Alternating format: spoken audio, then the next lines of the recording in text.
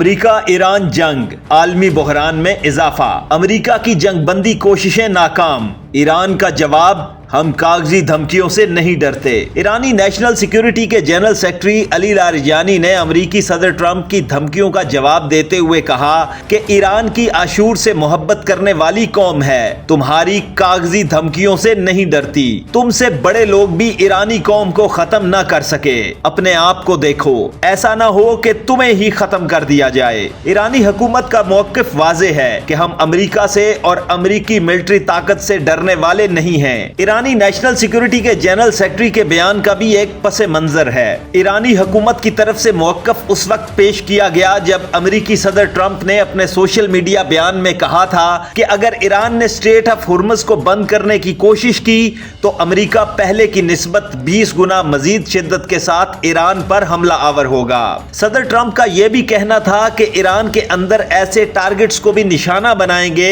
جن کی بحالی میں ایک طویل مدت لگ سکتی ہے۔ ایسا معلوم ہوتا ہے کہ صدر ٹرمپ کی دھمکیوں کا زمینی حقائق سے کوئی تعلق نہیں۔ موجودہ جنگی صورتحال کی بات کی جائے تو امریکہ اور اسرائیل ایران کے ساتھ سیز فائر چاہتے ہیں۔ گزشتہ 10 دن میں 2 مرتبہ سیز فائر کی کوشش کی جا چکی ہے جسے ایران نے ٹھکرا دیا۔ حقیقت یہ ہے کہ امریکہ یہ جنگ ہار چکا ہے۔ پہلی مرتبہ امریکہ نے سیز فائر کی کوشش اس وقت کی جب امریکہ کو احساس ہوا کہ اگر اس طرح جنگ جاری رہی تو گلوبل انرجی کرائسس اور گلوبل اکانومی تباہی کے دہانے تک پہنچ سکتی ہے۔ انرجی کی قیمت بڑھنے سے عالمی معیشت دباؤ کا شکار ہو سکتی ہے۔ دوسری مرتبہ امریکہ کی طرف سے سیز فائر کی کوشش اس وقت کی گئی جب عالمی معیشت میں انرجی کی قیمتیں بڑھنے لگی اور مسائل پیدا ہونے لگے۔ ایران کا کہنا ہے کہ سیز فائر ہونے سے مسائل کا حل ممکن نہیں ہو سکے گا۔ ایرانی معیشت اور ایرانی عوام جنگ کی وجہ سے بہت زیادہ نقصان اٹھا چکے ہیں، اس لیے جنگ بندی کی وجہ سے ایرانی محنت ضائع ہونے کے امکانات ہو سکتے ہیں۔ آج کی جنگ میں ایران کا پلڑا بھاری ہے۔ اس وقت مشرق وسطی میں ایران کی اسٹریٹجک پوزیشن اسرائیل اور امریکہ کی نسبت بہت بہتر ہے۔ اسرائیل اور امریکہ اپنا دفاع کرنے کی پوزیشن میں نہیں ہیں، جبکہ ایران کی اسرائیل اور امریکہ کے ٹارگٹس کو نشانہ بنانے کی صلاحیت پہلے کی طرح قائم ہے۔ سادہ الفاظ میں بات کی جائے تو امریکہ ایران کو روکنے کی صلاحیت نہیں رکھتا۔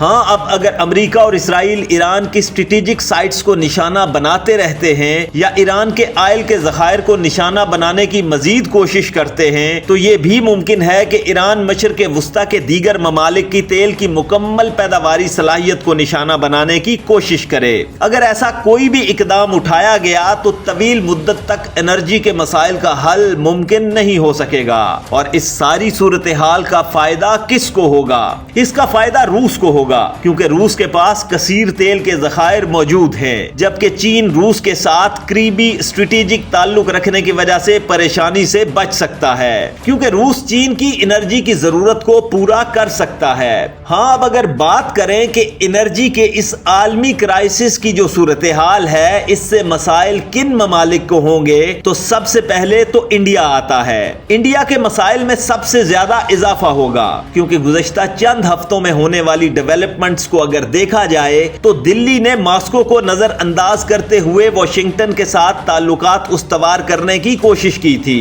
انڈیا تاریخ کی غلط سائیڈ کا انتخاب کر چکا ہے۔ انڈیا کو اس کی بھاری قیمت ادا کرنی پڑے گی۔ انڈیا کے معاشی مسائل میں اضافہ ہوگا کیونکہ انڈیا کا تیل مشرق وسطی سے ہی آتا ہے۔ اس کے ساتھ ساتھ یورپ کے مسائل میں بھی شدید اضافہ ہوگا۔ روس یوکرین جنگ کے آغاز کے بعد یورپی ممالک روس کو نظر انداز کرتے ہوئے مشرق وسطی کے ممالک سے انرجی لے رہے تھے۔ اب انرجی کی بندش کی وجہ سے یورپی ممالک کو شدید بحران دکھائی دے رہا ہے۔ ایسا نہیں ہے کہ امریکہ کے مسائل میں اضافہ نہیں ہوگا۔ عالمی مارکیٹ میں تیل کی قیمت میں اضافے کے ساتھ امریکہ میں تیل کی قیمت میں بھی اضافہ ہوگا، جس کی وجہ سے امریکہ میں مہنگائی بھی ہوگی۔ اس کے ساتھ ساتھ پیٹرو ڈالر سسٹم بھی بحران کا شکار ہوگا، جس سے امریکہ کی بالادستی مزید کمزور ہوگی۔ اس لیے آنے والے دنوں میں صدر ٹرمپ کوشش کریں گے کہ کسی نہ کسی طرح جنگ سے باہر نکلا جائے اور کوئی وکٹری ڈکلیئر کرنے کی صورتحال پیدا کی جائے۔ لیکن امریکہ کے لیے سب سے بڑا مسئلہ اسرائیل کو ہینڈل کرنا ہوگا، کیونکہ اس وقت واشنگٹن کی پالیسی تل ابیب سے چل رہی ہے۔